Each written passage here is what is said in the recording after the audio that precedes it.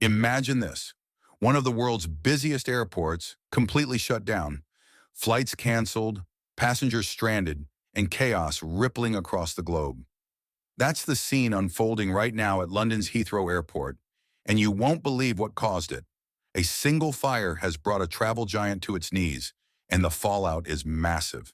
Stick around as we dive into the breaking news, shaking up the UK and beyond.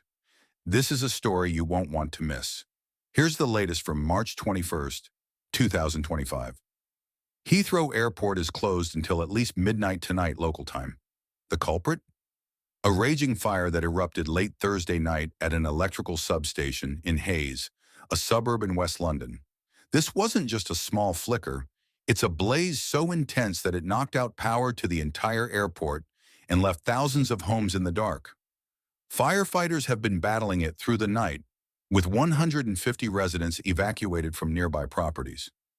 Smoke still hangs in the air, thick enough that locals are being told to seal their windows tight. This isn't just a local headache, it's a global crisis.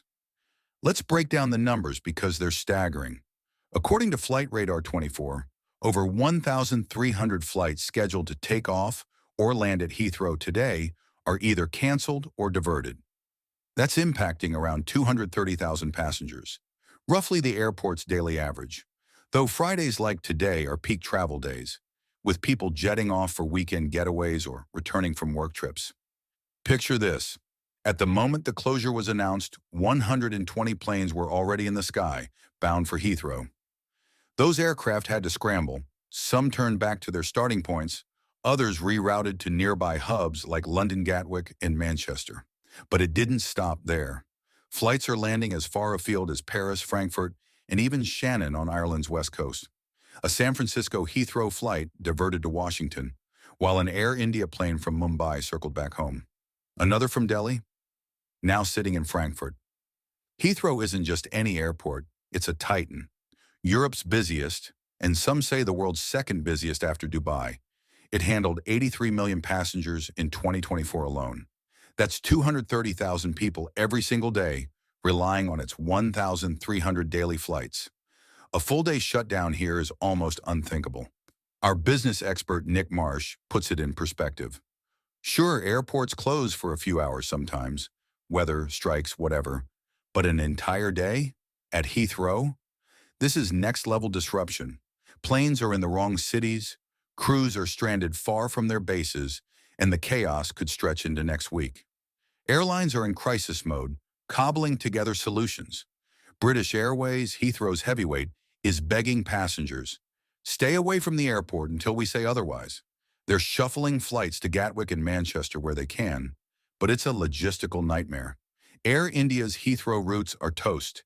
Its Mumbai flight turned back, its Delhi planes in Frankfurt, but Gatwick services are holding steady.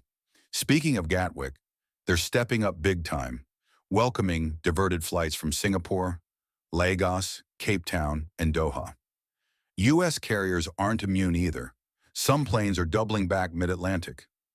The knock-on effects are brutal. A plane stuck in Paris can't pick up its next load in London. Crews bound by strict work-hour rules might time out, grounding more flights.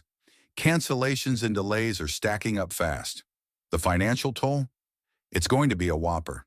Airlines are on the hook for food, hotels, and compensation for stranded passengers.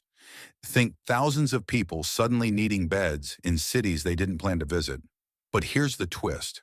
They'll argue this isn't their fault. A fire at a substation? That's an act of God, they'll say, pushing liability onto Heathrow or the power grid. Heathrow's got its own questions to answer. Why did one substation failure cripple everything? Where were the backup generators? This isn't just a one-day hit. Passengers, airlines, and the airport itself will feel the sting for days, maybe weeks, as costs pile up. On the ground, it's a ghost town. Our reporter Charlotte Gallagher at Heathrow paints a haunting picture. Driving in was eerie, no cars, no bustle. Behind me, near Terminals 2 and 3, it's dead. Just a couple of police cars turning people away. You can still smell smoke. The fire's not fully out. 16,000 homes nearby are powerless, and a lot of those folks work here. They're caught in a double bind. No lights at home, no shifts at the airport. She adds, people showed up this morning despite the warnings. Horns blaring, tempers flaring, but they're all being sent back. Nothing's moving. Across the globe, the impact's personal. Take Thomas Mintosh, a BBC reporter stuck in Athens after Scotland's match against Greece. We were in line for breakfast when they canceled our 7:45 flight, he says. Staff herded us back through passport control, stamped out, then stamped back in. We snagged a Sky Express flight to Gatwick for €500, but prices spiked another 100 while we booked. It's a madhouse. Folks are routing through Dublin, Rome, even Istanbul. The Scots here are laughing it off, though. Yesterday's win helps. What's next? Heathrow's aiming for a midnight restart, but with planes and crews scattered, good luck. The fire's still smoldering, the power's still out, and the travel world's on edge. How would you handle this mess? Let me know in the comments and hit that like and subscribe button. We'll keep you updated as this wild story unfolds.